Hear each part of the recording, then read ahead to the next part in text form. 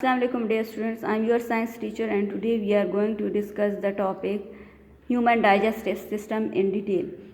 First of all, what is digestion? The process of changing the food into simpler form is called digestion.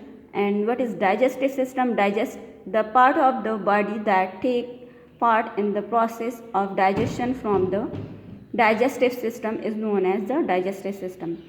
First of all, we discuss that the where and how digestion occurs. The process of digestion occurs in a long tube called alimentary canal. It starts from mouth and ends at the anus. Dear students, digestion जो है वो ऐसा process है जिससे food के molecule simple form में change हो जाते हैं जो कि डाइजेशन के काबिल हो जाएं, जिससे हमारा डाइजेस्टिव सिस्टम डाइजेस्ट कर सके। अब डाइजेस्टिव सिस्टम होता क्या है? डाइजेस्टिव सिस्टम वो सिस्टम है जिसमें बॉडी के कुछ पार्ट्स पार्टिसिपेट करते हैं जो कि डाइजेशन में हेल्प करते हैं। और ये डाइजेशन होती कहाँ है और कैसे स्टार्ट होती है, कैसे होती है? वो प्रोसेस डाइजेशन का होता है एक लॉन्ग ट्यूब में जिसे कि एलिमेंट्री कैनाल कहते हैं, इससे डाइजेस्टिव ट्रैक्ट भी कह सकते हैं। और ये स्टार्ट होता है माउथ से और एनस तक ये जाता है। अब हम डायग्राम में डाइजेस्टिव सिस्टम के पार्ट्स डिस्कस करते हैं और इनके फंक्शंस देखते हैं कि क्या कौन सा पार्ट कौन सा फंक्शन प्ले करता है, डाइजेशन में हेल्प कैसे करता है। Now we will discuss the diagram. The first part of the alimentary canal, this is the alimentary canal which starts from the mouth and going rightwards down including the oesophagus, stomach, liver, pancreas, small intestine, large intestine, rectum and anus. All of these are the parts of the alimentary canal. First of all, when we eat food, it's used by our teeth, and saliva here in our mouth will be added in the food and convert the food into the paste form, which is now in the form to pass down the esophagus into the stomach. Esophagus is like a pipe. It is a way of passing the food into the stomach. Here in the stomach, there are some gastric juices like the HCl and pepsin, which are acidic in nature.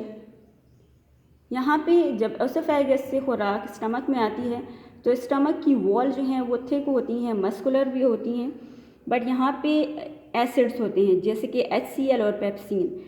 HCl और pepsin से stomach का ये ख़तरा हो सकता है कि वो इसकी वॉल्स को भी डाइजेस्ट कर जाए, बट यहाँ पे एक स्लिमी सब्सटेंस होता है जो कि म्यूकस कहलाता है। स्टमक वो म्यूकस जो है वो सिक्रीट करता है जो कि लुब्रिकेशन में हेल्प करता है और प्रोटेक्ट करता है स्टमक की वॉल्व को इनगल्फ करने से HCl एंड पेप्सिन की। पेप्सिन जो है वो स्टमक में प्रोटीन की ब्रेक डाउन में हेल्प करती है और स्टमक में फूड जो है वो पार्शली डाइजेस्ट हो जाता है, लार्जर जो है वो पीसेस में कन्वर्ट हो जाता है। इसके बाद स्टमक से खुराक फूड जो है वो इस यहाँ से ये ज्वाइन होता है स्मॉल इंटेस्टाइन में। स्मॉल इंटेस्टाइन के साथ स्टमक से खुराक जो है फूड जो है वो स्मॉल इंटेस्टाइन में इंटर होती है। When food enters into the small intestine,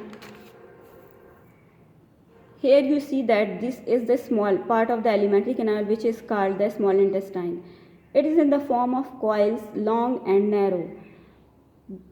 The liver and pancreas and bile secrete some enzymes in the small intestine which help in breakdown of food, and the food is converted into the simpler form. Here are some finger-like projection which are called villi, which increase the surface area of the intestine and also help in the absorption of digested food. By the help of capillaries, their capillaries are present, and capillaries transport the absorbed food into the cells of the body in the form of blood and in the different parts of the body in the form of blood. The nutrients like vitamins enters into the cells which are needed by them, and then the food passed down into the large intestine. Large intestine is smaller in size than the small intestine, but it is wider than the small intestine.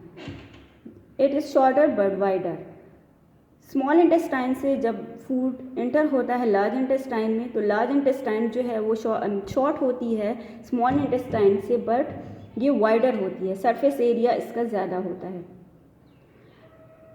Large intestine में सिर्फ minerals and water और जो है वो absorb होते हैं, और waste material को लार्ज इंटेस्टाइन मूव कर देती है रेक्टम की तरफ। This part of the alimentary canal is known as the rectum. Here food stored for some time.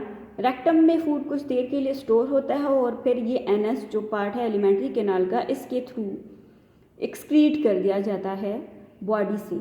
जो वो वेस्ट प्रोडक्ट जो हमारी बॉडी को नीड नहीं होते, तो वो जो है वो एनस के थ्रू हमारी बॉडी से बाहर एक्सक्रीट कर दिए जाते हैं। So dear student, this is our today's topic. Hopefully you have understand this topic. In next video we will discuss another topic. Allah Hafiz.